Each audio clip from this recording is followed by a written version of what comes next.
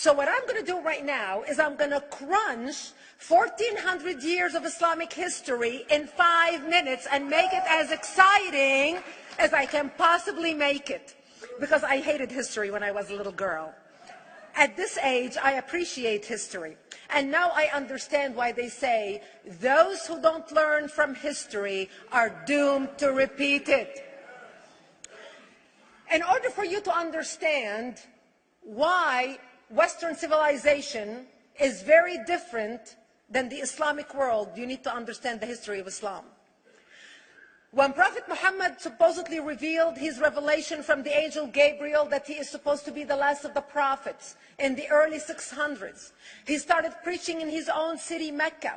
He tried to recruit friends and followers to be able to spread his religion. And he tried for 12 years and failed. And after 12 years, he was only able to recruit his immediate family and friends. So he decided, if I go to Medina, which was the Jewish hub of Arabia, the business hub where the Jews lived, if I go there and preach my religion to them, if they accept me, that will buy me respect and stature between my own people, and they will accept me. So Prophet Muhammad started borrowing a lot from the Old Testament to make his religion more palpable to the Jews, to make it a lot similar. This is why you see a lot of similarities between Judaism and Islam. For example, Jews don't eat pigs, Muslims don't eat pigs. Jews pray a few times a day, Muslims pray a few times a day. Jews fast on Yom Kippur, Muslims fast on Ramadan. And this is why you started seeing a lot of good writing in the beginning of the Quran when Prophet Muhammad was saying all the good things about the people of the book. He took his message and went to Medina trying to recruit the Jews, talking about the people of the book, talking about how similar the two religions are. When they refused to accept him and follow him as the last of the prophet, that's when he turned against them and started killing them and started expelling them. That's when Islam went from a spiritual movement for the first 12 years of Islam into a political movement cloaked in religion after the year of the Hijrah, after Muhammad went to Medina and the Jews did not accept him. He became a military warrior and declared war on them and started expelling them.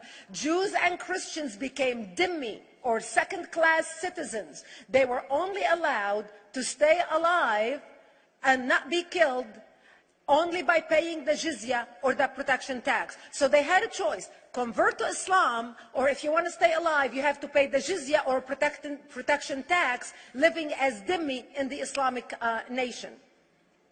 Christians and Jews could not ring church bells. Jews could not blow the shofar. Christians could not ring church bells. They could not pray publicly. Christians and Jews could not gather together and build new churches or new temples. And the way they paid the jizya or the protection tax was in a monthly ceremony where they would get together downtown and the Jew would kneel on his knee and hand his goods to the mullah, who would take the goods as the price for buying the protection. And in many areas, Jews and Christians were given necklaces to wear as a receipt that they paid their jizya or their protection tax. Jews considered najis under Islam. Najis is bodily fluid. Najis is garbage. Najis is dogs. Najis is dirty. So Christians and Jews were treated as second-class citizens. Islam continued to grow. As Islam grew, more people became dhimmi or second-class citizens. Jews and Christians were given identifiable clothing. The yellow star, which was given to the Jews that most people think is a German invention. It was actually an Islamic invention in the 9th century in Iraq by the second Khalif, Khalif al-Mutawakkil of Iraq, who invented the yellow star for the Jews to be identified as they walked down the street. Because Jews were considered najis, if a Muslim man or a Jew walked on the same side of the street, the Jew had to cross the other side so the Muslim man can walk, so he's not dirtied by the filth of the Jew. Christians were given the zunnar, the belt, which most of you men are wearing right now. That was an Islamic invention for the Christians. Islam continued to grow. They went all the way to Jerusalem. They conquered Jerusalem. Christians couldn't ring their church bells in Jerusalem. The Pope in Rome in 1090 told the Christians, how could you sit idly by and allow your brethren to suffer like this in the Holy Land? You need to go liberate the Christians. You need to go help the Christians. That's why the Crusaders were launched. The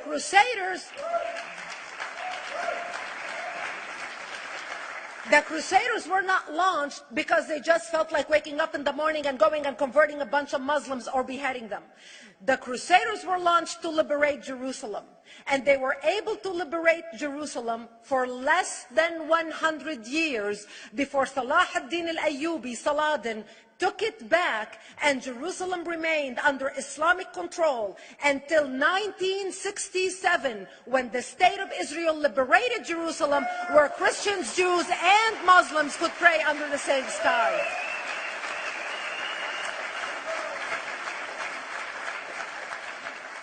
The Crusaders continued fighting Islam, and for 300 years they tried and failed. And by the 1300s, the Crusaders disappeared because they could not win against Islam. Islam continued to expand. They went all the way to Central Europe. They went all the way to China. They went to India. They conquered Spain. They changed the name of Spain from Spain to Andalusia. And they started, as they advanced, as they conquered more nations, more people paid the jizya, or the protection tax. And this is how the Islamic Empire grew. It went all the way until they were stopped at the gates of Vienna on 9/11. 9/11 is not a date that Osama bin Laden just picked out of a hat. 9/11 is a symbolic date in the Islamic calendar. By the 1600s, Islam had covered more of the earth's surface than the Roman Empire did at its peak. Between the 1600s and the 1800s, the Europeans were experiencing the European Industrial Revolution, where the Europeans were able to invent products on factory lines, where they are able to make money and sell products, which gave them the money to build a strong army in order to fight the Muslims. And that's how they were able to stop them at the gates of Vienna on 9/11.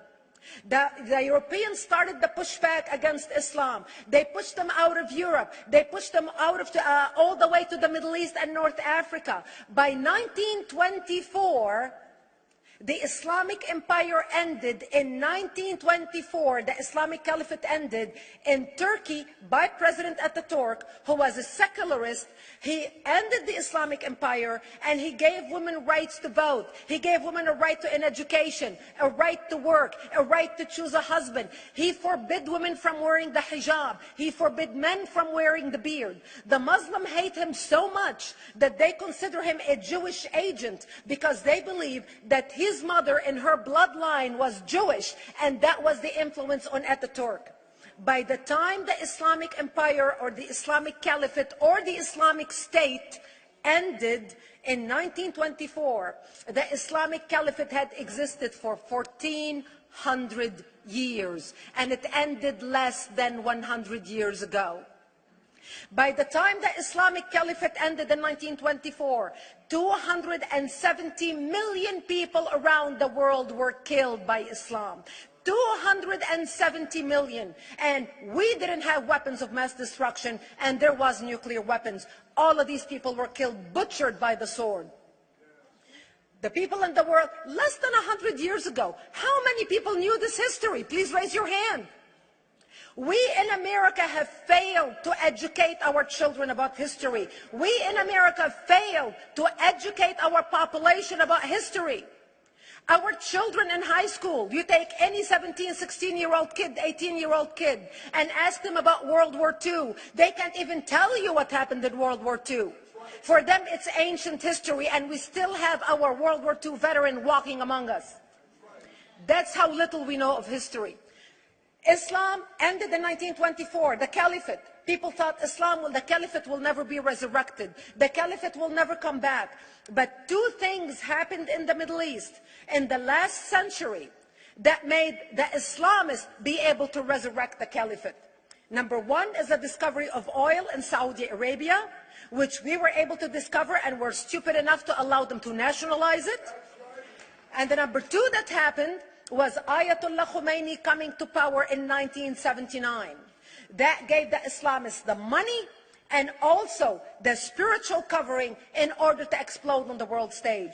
And people say, oh, well, the Wahhabis exported their Wahhabi radical religion. The Wahhabis are the name of Wahhab. They're not a different sect of Islam.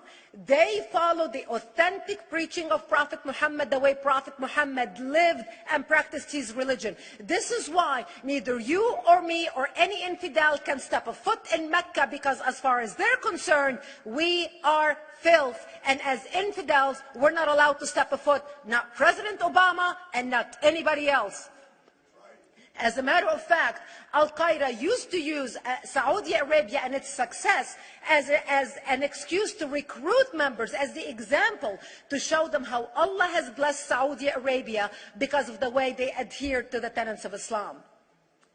And today we talk about ISIS. ISIS is not a new invention. ISIS resurrected the caliphate that ended less than 100 years ago. Except we are too ignorant and too uninformed to understand what ISIS is doing and why ISIS is succeeding.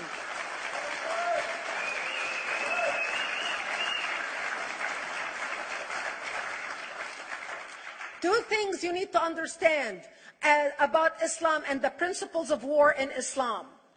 One is the law of taqiyya, which means lying and deception. It means that a Muslim man can lay his hand on the Quran and swear that he is telling the truth, knowing that he is lying, but also knowing that the Quran will forgive him because he is advancing the cause of Islam. The second thing you need to know about is that the Treaty of Al-Hudaybiyah, which is an Islamic principle of war and a model on how to deceive your enemy when you have to sign peace treaties with your enemy. And it is based on an example by Prophet Muhammad. Prophet Muhammad was attacking the Meccans and their caravans when he was living in Medina. One day he attacked them because this is how he got the goodies. He would attack them, rob them, and spread the goodies among his men. And this is how he was able to recruit, because this is how people made money without working. And so he attacked the Meccan caravans. When he realized he's not able to defeat the Meccans in that city of Al-Hudaybiyah, in that place, he signed a 10-year treaty with them. Does that sound familiar? A 10-year treaty with them that says he will not attack them, he will have peace with them, he will not declare war on them.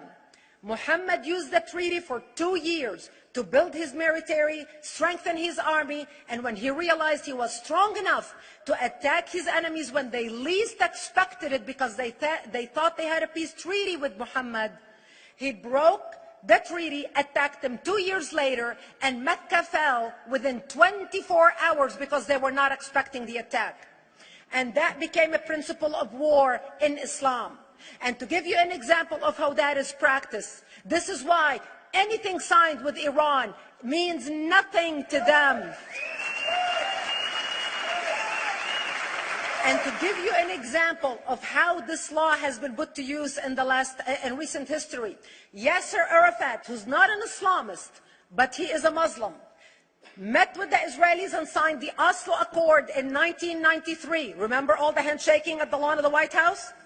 The Oslo Accord, Yasser Arafat used the peace treaty, the Oslo Accord with Israel, to get Israel to bring him back and give him his territory, finance his military, train his police, and give his police the weapons. Yasser Arafat broke the Oslo Accord 8 years later, didn't even wait 10 years, and declared the second Intifada in 2000, and all hell broke loose. He used the same treaty to win and deceive against his enemies and deceive his enemies. When Jordanian press, after Yasser Arafat signed the Oslo Accord with Israel, and Egyptian press would interview Yasser Arafat, and they would say, how could you sign a peace treaty with the devil? How could you sign a peace treaty with the Jews? Yasser Arafat will tell them, remember Hudaybiyah. That's all he would have to say. The whole Muslim world knew exactly what Yasser Arafat was talking about. We in the West and the Jews in Israel, it was over their heads. Nobody understood what Hudaybiyah was referring to. And this is the type of deception that we are dealing with. So when Iran signs a peace treaty with the United States for 10 years, they are using us as useful idiots, as gullible, ignorant people who are signing a peace treaty with the devil in order for Iran to continue her thing.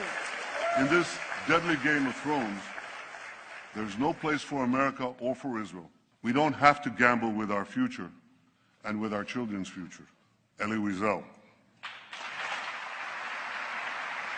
And I wish I could promise you, Elie, that the lessons of history have been learned.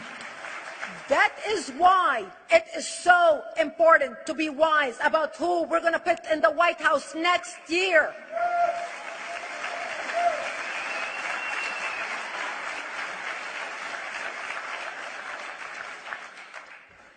This is why it is very important that whoever we're going to elect next year to office, that the next president be well informed about the history of radical Islam, understand our enemy, understand what ISIS is all about, understand what their end goal is. And this is exactly, people are wondering how come ISIS is having such success recruiting people from all over the world. They exploded all over the world. The Pew Research did a poll, and of course the Pew Research is not Brigitte Gabriel, is not Fox News, is not Tony Perkins. The Pew Research did a poll in 2013 when they went around the world and interviewed Muslims from Islamic countries all over the world. And they asked them two questions. Would you like to have Sharia law as the law of your country? And would you like to see the Islamic Caliphate? And remember, this was in 2013, before ISIS. The 5 top countries in the world, in the Islamic world, the 5 top Islamic countries: Indonesia, 204 million Muslims; Indonesia, Afghanistan, Indonesia, Pakistan, Egypt, Nigeria, and Bangladesh. 77% of Muslims interviewed in these Islamic countries, 77% want the establishment of Sharia law and want the establishment of an Islamic state.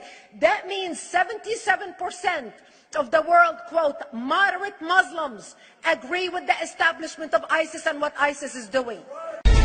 Islam as a religion is a lie wrapped with some facts and truths. I want the truth! You can't handle the truth!